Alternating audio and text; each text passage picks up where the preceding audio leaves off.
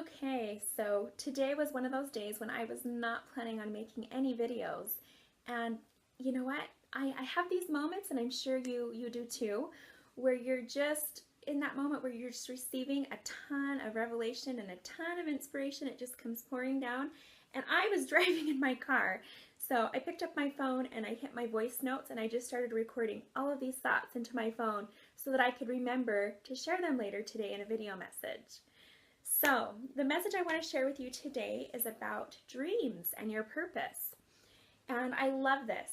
This is a topic that never gets old for me. I am so passionate when it comes to talking about dreams and goals and your purpose. So my husband, and he has no idea I'm making a video about him. So if he finds it, hi honey.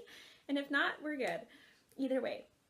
But anyways, I want to use him as an example today in this video because he said something yesterday that was so profound. It was like his aha moment. And today I kind of want to talk about your aha moment. Okay, so I'm going to start with a few months ago. So we're going to rewind this story a little bit. And he came to me one day and he just said, you know what? I really want to learn how to play the guitar. So having said that, you have to understand my husband. He never grew up playing any musical instruments. He does not sing. He hates it. He does not dance. He hates that even more. The only time you will see him singing is in church when he's joining along with the congregation singing the hymns, but he's pretty much mouthing the words. You don't really hear a whole lot of volume coming out. And so he's just not comfortable with that. And he's never expressed a whole lot of interest in music other than just listening to it when he's in the car. So when he came to me and said that he wanted to learn how to play the guitar, oh my goodness, it was just the most awesome thing ever. And I'll tell you why. Because I understand, because I speak about it in my videos and in my books, how important it is to have something that you're passionate about.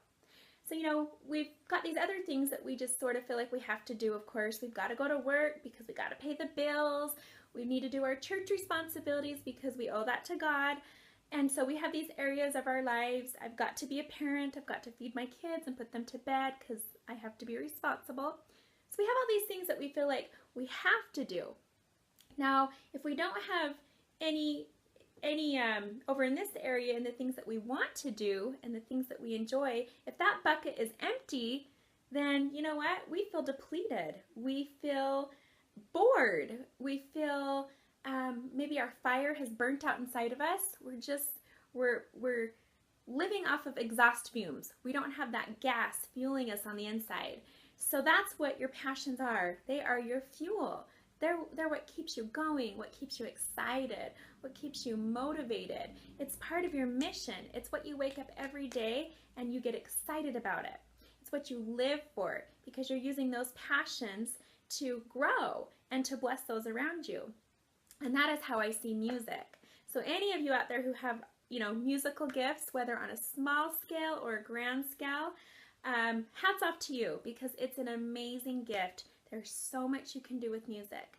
So much happens through music. It is powerful, a huge tool that God uses in His kingdom.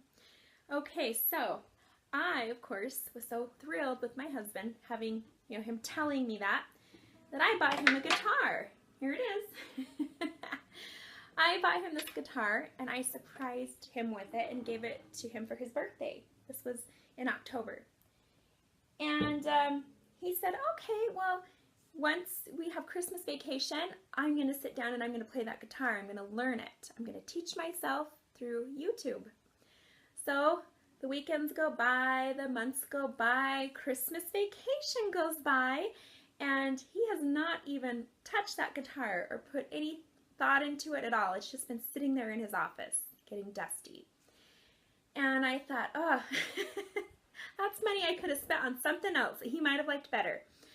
And it just sat there and it sat there. But he would say every now and then, no, I'm going to get to it. I really want to play the guitar. I want to learn. I am excited. But the time isn't now. It'll get there. It'll get there. I'll find some time. Well, one day, this was just a few weeks ago, he just, all of a sudden, it was a Saturday, he picks up the guitar, he pulls out YouTube, pulls up some tutorial videos, and he just starts learning to play the guitar. Oh, I was so happy, like a proud mom. And so I said, let's get you some lessons, you know? And he says, no, these YouTube videos are working.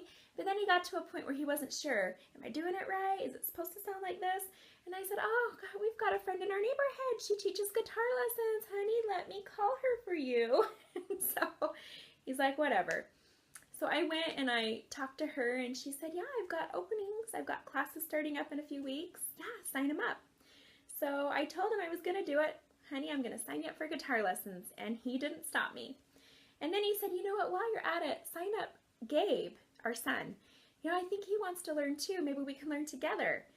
Oh, I was so excited to hear that too.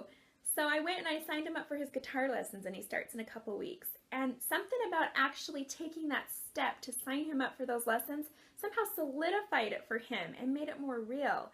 So now he's been practicing all the time. Every weekend he gets out his guitar, he gets out those YouTube videos and he starts practicing. And I love it. And it's not so much about the guitar. You know what? I could care less if he ever gets really good at it or if he ever takes it to a higher level. If he just stops after these beginner lessons and he's content with that, that's fine. What's so important about this whole story that I'm sharing with you is that he's found something that he's passionate about. He's found something that he can sit down with and he can express himself through that. When he's bored, when he's frustrated, when he's upset, when he's sad, when he's happy, he can pull out that guitar and express those emotions through that. And he's growing and building those talents and those gifts. And he's proud of himself as he's able to do this. He enjoys it. And there's power in that. When he's done playing with that guitar, he comes out and he's 2 inches taller. He doesn't realize this. I've noticed it. He seems taller. His chin's higher. He seems proud. He walks with a sense of confidence. And he's happier. And that power and that energy spreads through the home and into our children and throughout our family. And we're all happier. And it's just been wonderful all around. Okay, part 2 of this story. So yesterday, which was Sunday, he got talking to me and he said, you know what? Did you see those pictures that my friends in Germany posted from me from a long time ago that, you know, they tagged me? And did you see those pictures? And I said, I saw a couple of them. And he said, you know, something about that just got me really excited and I want to restart what my grandpa started so many years ago. So let me tell you about that. Several years ago, my husband's grandfather, who is German, so they all are from Germany, they had this partnership going on between his hometown in Germany and the sister city of Ogden, the city of Ogden here in Utah. So Hof, Germany and Ogden, Utah have been sister cities for several years, and before I was born. And his grandfather participated in this exchange program that he headed up over in Germany, and the mayor of Ogden at the time headed it up over on the American side.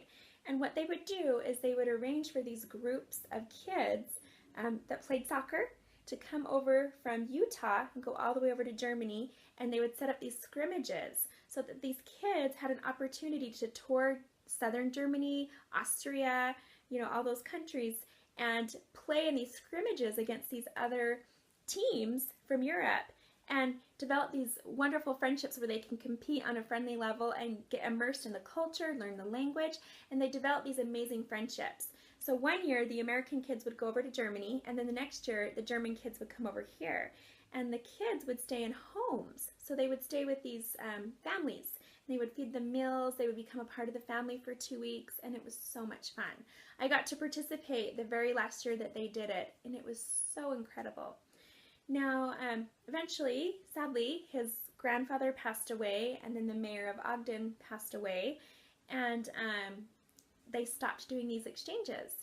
So a few years ago, my husband wanted to rekindle this. He tried to get it going again, and he was so excited about it, and I helped him. It was, I want to say it was the 50th anniversary of this partnership, so it was a big deal. And over in Germany, they were making a huge deal out of it. They had a parade, it was in the news, it was in the newspapers, and there was a huge city celebration. And over here, there wasn't a whole lot going on our side. So he wanted to change that. So we were going to start up this exchange program again, and he put up a website. And he reached out to the Real team here, Real Salt Lake in Utah. He reached out to that team, and then he reached out to the universities, to the city of Ogden, and he reached out to a lot of the high schools and was trying to spark some interest and send around a roster and get people signing up to go on this next tour so we could get this going again. And his mom was on the other end over in Germany, arranging for this tour to happen, scheduling, the tour bus, getting the prices, figuring out the whole trip, and we had it all together, but we didn't have anyone signing up, so that was a problem. So he was so excited and thought this was going to happen, and we went to a celebration that was happening in Ogden City to celebrate this partnership. They have it every year. It's called the Sneddenhof Winterfest. And we went there and we talked about it on stage. We posted pictures and signs all around the building, and nobody signed up. And this is how my husband and I met, was through this relationship between these two cities. That's how we met, and that's why we're married. So we wanted other people to be able to have those same experiences that we did. Long story short, he saw these pictures that were posted from years ago when he participated, when he was a teenager, and that got him excited again. And all of a sudden he said, you know what, this is going to happen. I'm going to do it again. I know we failed last time. I know nobody signed up, but that's not going to stop me. I'm going to try it again. I'm going to go out. I've got the website. I'm going to make it even better, and we're going to make it even better in everything that we do. I'm going to spread the word even harder. I'm going to put more effort into it. I'm going to start a year in advance. So we'll start now, but this will be for next year. And we're going to get a whole group together, and it's going to be fun. He was so excited. And I was excited because, again, something else that he's passionate about. He's putting that power into our lives, and it's blessing everyone. It's something that he's doing that's good for the community, for families, for our countries, for all of it. And, some beautiful friendships can develop through this, and it's helping build the kingdom.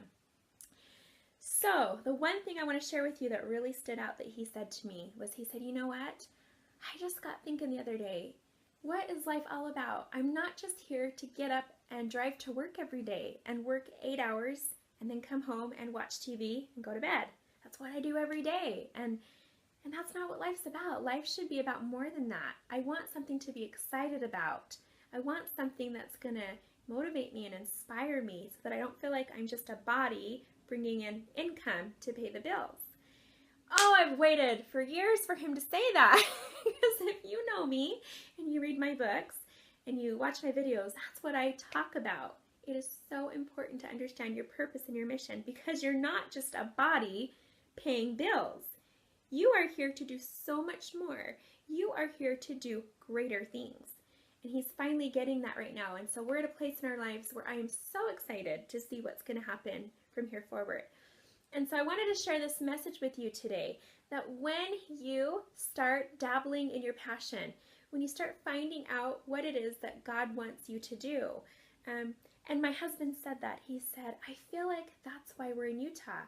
I've always wanted to live in Germany, he said, but I've always stayed here for you, and maybe that's why I was okay with doing it, was because deep down I knew that I had a greater mission, that I'm supposed to take over where my grandfather left off. I'm supposed to carry on this tradition and keep these cities united and keep that friendship and those partnerships going. I'm the link. I'm supposed to do that, and I haven't been doing that. This hasn't been going on for years. It's been over, oh my goodness, 15 years since they've done this. And he says, okay, it's time. It's time. And that is so true. When you feel inspired to start something, it is your time. That is why you are having those promptings and that inspiration, because it is your time to do that, to step into your role. And I know that when you figure out what it is, and that will come through revelation from the Lord, through the Holy Spirit, when you get those promptings and that revelation of what it is you were sent here to do, you will know, because you will be excited. You will feel passionate about it. It will be what gets you out of bed every morning. It'll be what fuels you, gives you your energy each day to keep going. I pray that you find that in your lives if you haven't already. And I pray that you go to the Lord and that you ask Him what it is He has in mind for you to do. Whatever it is, be open and be receptive to the Spirit, and He will guide you and lead you into what it is you were sent here to do.